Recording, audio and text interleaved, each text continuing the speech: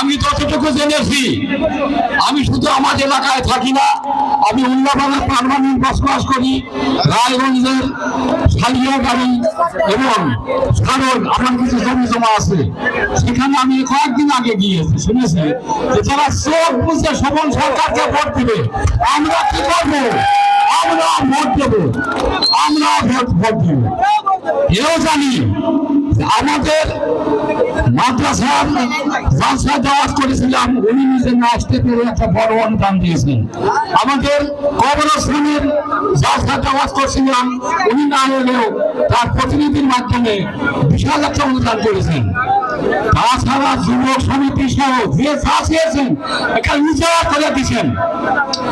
সেই হিসাবে আমি ইতিপূর্বে ওনার একজন লোক আমার সঙ্গে প্রতিদিনই কথা বলতো, গতকালও বলেছে এবং গতকাল আমার কাছে বলছিলেন যে আপনার গ্রামের মসজিদে ভবন সরকারের নামে দোয়া করবেন। আমি সে দোয়া করিয়ে দিয়েছি। আমি বলেছিলাম যে আমার দস্তবিশা কালীপুর হাফিজি মাদ্রাসা কবরস্থান এখানে একটা মত বিনিময় সভা করার জন্য, তো তা বোধ হয় আর সম্ভব হলো না। ভাগ্যক্রমে উনি আজকে আমাদের মাঝে এসেছেন, আমরা কৃতজ্ঞ।